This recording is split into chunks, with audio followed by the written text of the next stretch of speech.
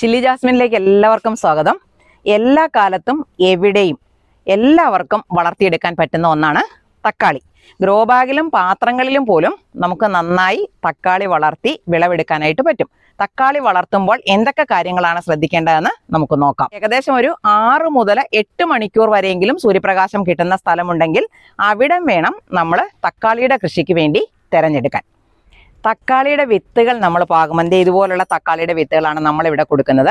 ഈ തക്കാളിയുടെ വിത്തുകൾ പാകുമ്പം ഈ കവറ് പൊട്ടിച്ചിട്ട് ഒരു കുറച്ച് സ്യൂഡോമോണാസ് വെള്ളത്തിനകത്ത് കലക്കി അതിനകത്ത് കുതിർത്ത് വെച്ചിട്ട് വേണം നമ്മൾ പാകി മുളപ്പിക്കാൻ. അങ്ങനെ പാകി മുളപ്പിച്ച തക്കാളി തൈകൾ ഏകദേശം 1 മാസം പ്രായമായത് വേണം നമ്മൾ മാറ്റി നടാൻ. ഇത്രയുമെങ്കിലുമൊക്കെ വലിപ്പം എത്തിയ തക്കാളി തൈകൾ വേണം നമ്മൾ മാറ്റി നട്ടു കൊടുക്കാൻ. ഇത് ഞാൻ ഈ പറഞ്ഞതുപോലെ വിത്തുകളെ സ്യൂഡോമോണാസിന്റെ ലായനിയിൽ മുക്കിയിട്ട് പാകി മുളപ്പിച്ച് കിളിപ്പിച്ചെടുത്തതാണ്. ഇതിനകത്തുള്ള ബാക്കി തൈകളെല്ലാം നമ്മൾ മാറ്റി നട്ടതിന് ശേഷം മിച്ചം നിൽക്കുന്ന ഈ തൈകളാണ്. ഇതുപോലുള്ള തക്കാളി തൈകളെ നമ്മൾ മാറ്റി നടുന്നതെന്ന് പറയുന്നത് നല്ലതുപോലെ കുമ്മായമിട്ട് പുളിപ്പ് മാറ്റിയ മണ്ണിലേക്കായിരിക്കണം. കുമ്മായമിട്ട് പുളിപ്പ് മാറ്റാത്ത മണ്ണാണെങ്കിൽ പെട്ടെന്ന് തക്കാളികൾ വാട്ടരോഗം വന്ന് നഷ്ടപ്പെട്ടു പോയേക്കാൻ സാധ്യതയുണ്ട്. അപ്പോൾ കുമ്മായമിട്ട് പുളിപ്പ് മാറ്റിയ മണ്ണിൽ നല്ലതുപോലെ അടിവളം ചേർത്തിട്ട് വേണം നമ്മൾ ഇത്തരത്തിലുള്ള തക്കാളിയുടെ തൈകളെ മാറ്റി നടാൻ. ഈ ബക്കറ്റിനകത്ത് ഞാൻ ഇതുപോലെ നന്നായിട്ട് അടിവളമൊക്കെ ചേർത്ത് ചെടി നടാൻ പാകത്തിന് സെറ്റാക്കി വെച്ചിരിക്കുന്നതാണ്. അപ്പം ഞാൻ ഇതിനകത്തൊരു നല്ലൊരു ഹോൾ ഉണ്ടാക്കിയിട്ട് ഈ ചെടിയെ ഇവിടുന്ന് അങ്ങോട്ട് മാറ്റി നടാൻ പോവുകയാണേ. അപ്പം ഇത് ഞാൻ സാധാരണയാണെങ്കിൽ നമ്മൾ തക്കാളി തൈകൾ വളർത്തിയെടുക്കുന്നത് പ്രോട്രേകൾക്കകത്താണ്. ഇതിപ്പോൾ ഈ ചട്ടിക്കകത്തായതുകൊണ്ട് നമുക്കിതിനെ ഇതിനകത്തുനിന്നൊന്ന് ഇളക്കിയെടുത്ത് നോക്കാം, കുഴപ്പമില്ലാതെ കിട്ടുമോ നോക്കാം. ഇതേപോലെ വേരോടുകൂടി നമുക്ക് മാറി കിട്ടിയിട്ടുണ്ട്. അപ്പം ഞാൻ അതിനെ ഇതിനകത്തോട്ട് നടുക. തക്കാളി എപ്പോഴും നടുമ്പം നല്ലതുപോലെ ആഴത്തിൽ നടാം. അപ്പം ഇതിനകത്ത് 1/2 ബക്കറ്റ് മാത്രമാണ് മണ്ണുള്ളത്. അതുകൊണ്ട് ഇതിൻ്റെ മുകളിലേക്ക് നമുക്ക് ഇവർ വളരുന്നതിനനുസരിച്ച് വളം കൊടുക്കാനായിട്ട് പറ്റും. തക്കാളി ഇങ്ങനെ വളർന്നു തുടങ്ങിയാൽ നമ്മൾ എപ്പോഴും ഒരു ആഴ്ചയിൽ 1 പ്രാവശ്യമെങ്കിലും എന്തെങ്കിലും ജൈവ കീടനാശിനി തുടർച്ചയായി ഉപയോഗിച്ചു കൊടുക്കണം. ഞാനിവിടെ ഉപയോഗിക്കുന്ന ജൈവ കീടനാശിനി നിങ്ങൾക്ക് കാണിച്ചു തരാവേ. കുറച്ച് ബിവേറിയയും അതുപോലെ കുറച്ച് ഫിഷ് അമിനോ ആസിഡ്, ഒരു 5 മില്ലി ഫിഷ് അമിനോ ആസിഡും കൂടി ഇതിനകത്ത് ഒഴിച്ചതാണ്. ഇതിനെ നമുക്കൊന്ന് ആദ്യം ഒരു പേസ്റ്റാക്കി മാറ്റിയിട്ട് വെള്ളത്തിനകത്ത് കലക്കി നല്ലപോലെ അലിയിപ്പിച്ചെടുത്തിട്ട് അരിച്ചെടുക്കണം. അല്ലെങ്കിൽ നമ്മൾ സ്പ്രെയർ ഉപയോഗിച്ചാണ്, കൈകൊണ്ടാണ് തളിക്കുന്നതെങ്കിൽ പ്രശ്നമില്ല. സ്പ്രെയർ ഉപയോഗിച്ചാണെങ്കിൽ സ്പ്രെയർ ബ്ലോക്ക് ആകാനുള്ള സാധ്യതയുണ്ട്. അപ്പോൾ അതുകൊണ്ട് ഇതിനെ നമ്മളിത് നല്ലണ്ടോ ബ്രൂ കലക്കിയ പോലെ കണ്ടോ, സൂപ്പറല്ലേ, കലക്കി വെച്ചിട്ടുണ്ട് വെള്ളത്തിൽ. ഇനി ഞാൻ അതിനെ ഒന്ന് അരിച്ചെടുക്കുവാണ്. നമ്മൾ സ്പ്രെയർ ഉപയോഗിച്ചാണല്ലോ ചെയ്യുന്നത്, അതുകൊണ്ട് സ്പ്രെയർ കേടാകാതിരിക്കാൻ നല്ല പോലെ അതിനെ ഒന്ന് അരിച്ചെടുത്തു കണ്ടോ. ഇനി നമുക്കിതിനെ കുപ്പിക്കകത്തേക്ക് മാറ്റാം. ഇതിനകത്തോട്ട് ഇതുപോലെ നമ്മൾ ഒഴിച്ചെടുക്കും.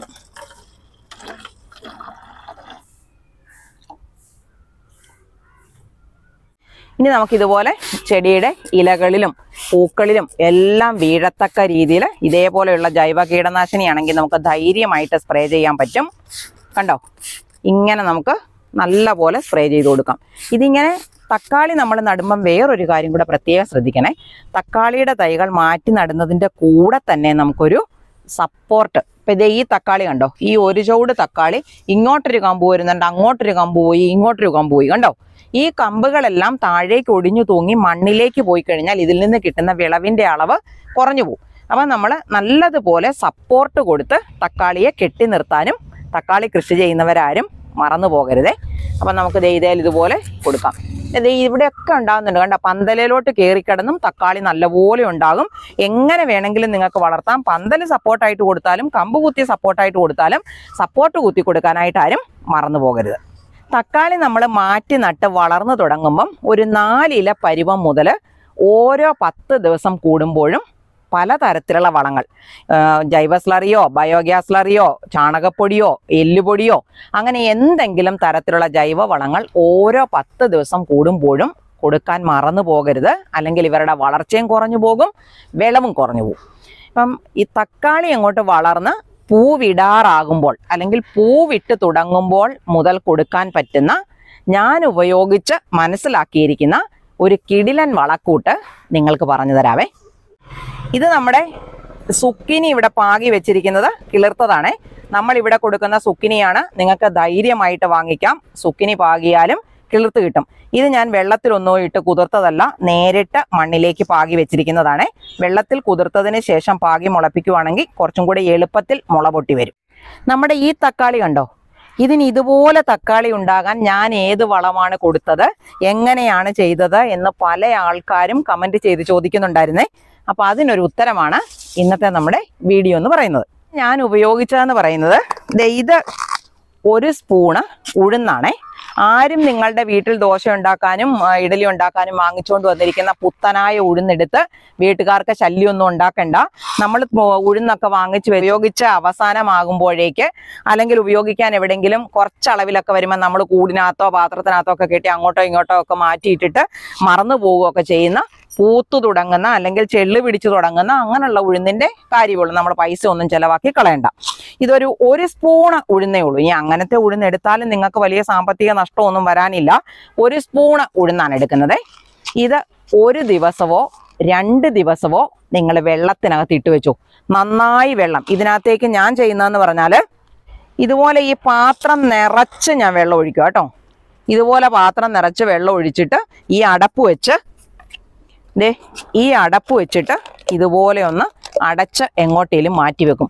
1-2 ദിവസം കഴിയുമ്പം ഇതെടുത്ത് ഒരു മിക്സിക്കകത്തിട്ട് നല്ലതുപോലെ കൂടുതൽ വെള്ളം ചേർത്ത് നല്ലതുപോലെ അടിച്ചെടുക്കണം. എന്നിട്ട് ഇപ്പം ഇത് കുറച്ചല്ലേ ഉള്ളൂ. ഈ പാത്രത്തിനകത്തിരിക്കുന്ന ഒരു 3/4 കപ്പ് വെള്ളമുണ്ടേ, അതിനകത്തോട്ട് ഞാൻ ഇതിനെ അങ്ങ് ഒഴിക്കുക. അപ്പം നല്ലതുപോലെ നേർത്താണ് കിട്ടുന്നത്. ഒട്ടും കൊഴുപ്പ് കാണത്തില്ല. അങ്ങനെ നല്ലതുപോലെ നേർപ്പിച്ചെടുക്കണം. ഇനി ഇതിനകത്തോട്ട് ഒരു സാധനം കൂടെ ചേർക്കണേ. ഇത് എപ്സം സോൾട്ട് ആണേ. നമ്മളിവിടെ വാങ്ങിച്ചു വെച്ചിരിക്കുന്ന എപ്സം സോൾട്ടാണ്. അതിൻ്റെ ഒരു 1/2 സ്പൂണ് കേട്ടോ, 1/2 സ്പൂണ് എപ്സം സോൾട്ട് എടുത്ത് നല്ല പോലെ ഇതിനകത്ത് ലയിപ്പിച്ചെടുക്കണം. കണ്ടോ, ഇതുപോലെ നല്ലവണ്ണം ലയിപ്പിച്ചെടുത്തിട്ട് ഈ കായ്ച്ചു നിൽക്കുന്ന ചെടി ഇതാണല്ലോ, ആ കായ്ച്ചു നിൽക്കുന്ന ചെടിക്ക് ഇത് പൂക്കൾ ഉണ്ടാകാറാകുന്ന അവസരത്തിലാണ് നമ്മൾ ഈ വളം ചെയ്തു കൊടുക്കുന്നത്. ചെടിയുടെ ചുവട്ടിലോട്ട് നല്ല പോലെ തണുക്കെ അങ്ങോട്ട് ഒഴിച്ചു കൊടുത്താൽ മതി. പെട്ടെന്ന് ചെടി വളരുകയും ചെയ്യും, നിറയെ പൂക്കൾ ഉണ്ടാകുകയും ചെയ്യും. ഉണ്ടായ പൂക്കളൊന്നും കൊഴിഞ്ഞു പോകാതെ ഇത് കണ്ടോ, ഇതിനെ നമ്മൾ കൊടുത്തിരിക്കുന്ന സപ്പോർട്ടൊന്നും പറ്റാഞ്ഞിട്ടാണ് ഇവരിങ്ങനെ ചാഞ്ഞ് വളഞ്ഞു പോയിരിക്കുന്നത്. നിങ്ങൾ കാണുന്നുണ്ടോ, ഈ കമ്പേ തന്നെ ഇതിനെ ഇപ്പോൾ വലിച്ചു പോക്കിയാൽ ഇത് ഇവിടുന്ന് ഒടിഞ്ഞു പോകും. ഇതേപോലെ കണ്ടോ തക്കാളിയുടെ കായ്കൾ ഇഷ്ടം പോലെ ഉണ്ടാകും. ദേ ഇങ്ങോട്ട് വന്നിരിക്കുന്നതാണെങ്കിലും ഇത് നമുക്ക് ആകെ എത്ര തക്കാളി ഉണ്ടെന്ന് നമുക്കൊന്ന് എണ്ണി നോക്കാം കേട്ടോ.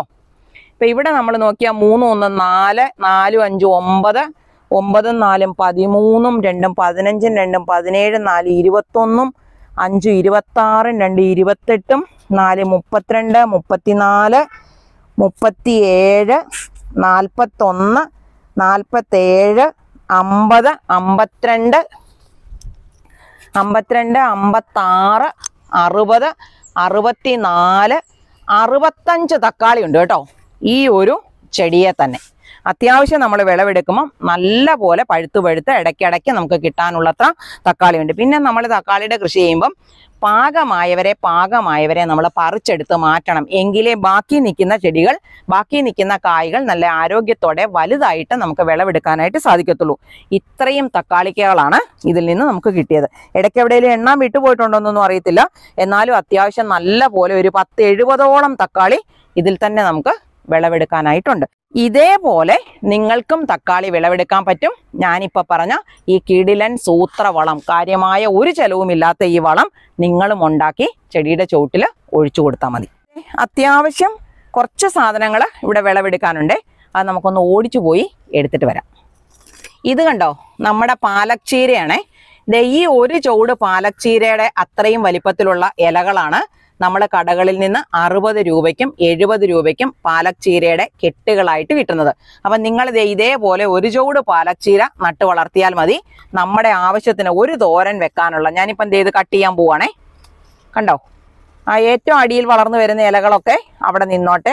അടുത്ത സെറ്റ് വിളവെടുക്കാനായിട്ട് നമുക്ക് ഉപയോഗിക്കാൻ പറ്റും. ഇത് കണ്ടോ, ഇത്രയും പാലക് ചീരയുടെ ഇലകളാണ് നമ്മൾ കടകളിൽ നിന്ന് 70 രൂപയുടെ കെട്ടായിട്ട് വാങ്ങിക്കുന്നത്. വാങ്ങിച്ചിട്ടുള്ളവർക്കറിയാം ഭയങ്കര ആരോഗ്യ ഗുണങ്ങളുള്ള നല്ല ടേസ്റ്റുള്ള ഒരു ചീരയാണ്. സാലഡ് ഉണ്ടാക്കാനും ഒക്കെ നമ്മൾ പാലക് ചീര ഉപയോഗിക്കാറുമുണ്ട്.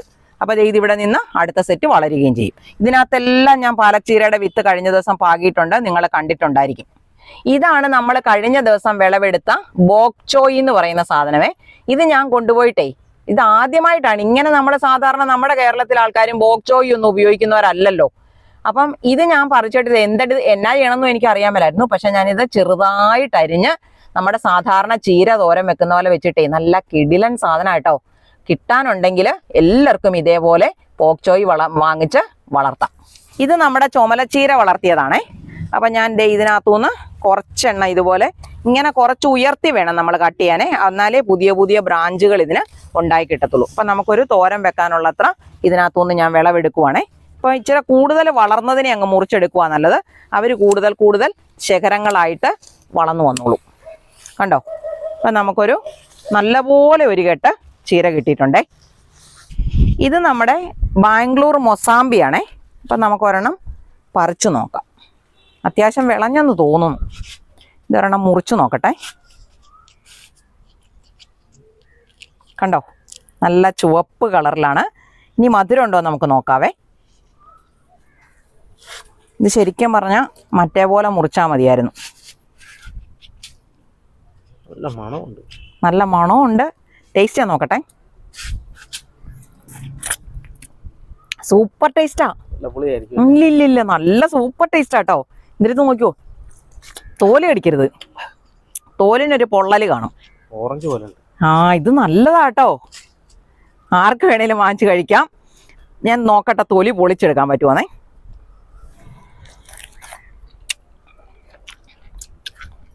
നല്ല ജ്യൂസ് അടിക്കാൻ പറ്റിയ സാധനം ഉണ്ടോ? നല്ല സൂപ്പർ സാധനം കേട്ടോ. ഇത് ഒരാൾക്ക് ഇത് ഇഷ്ടംപോലെ ഉണ്ടാവുകയും ചെയ്യും കേട്ടോ.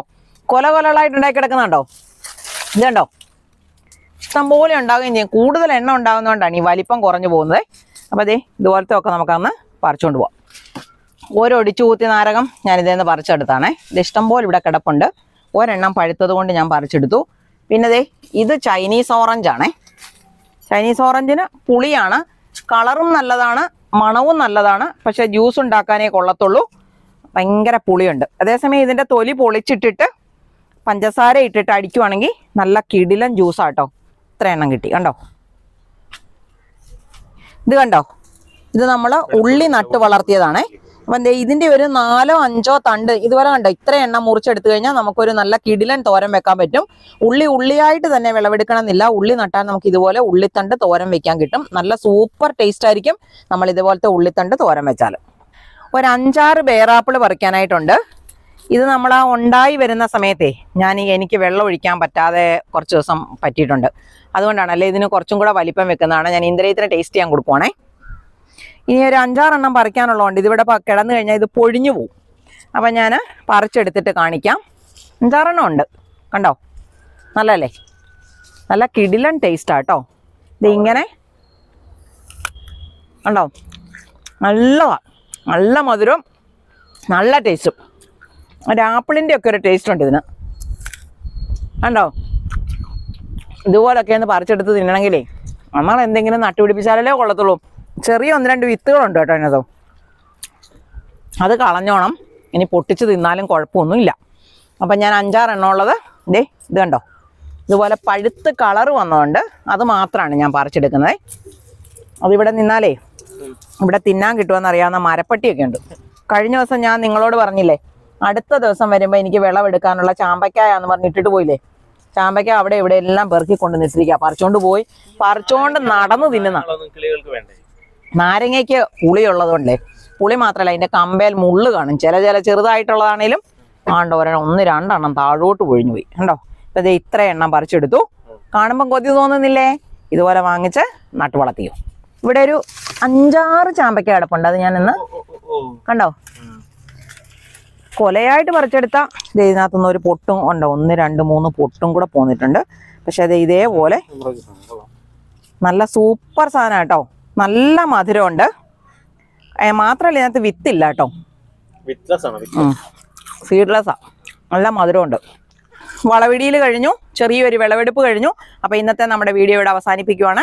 ഇതെന്തൊക്കെയാണ് വിളവെടുത്തതെന്ന് അറിയണമെങ്കിൽ നിങ്ങൾ വീഡിയോ കണ്ടു നോക്കണേ. അപ്പോൾ ഇതേപോലെ മറ്റൊരു നല്ല വീഡിയോയുമായി നമുക്ക് അടുത്ത ദിവസം വീണ്ടും കാണാം.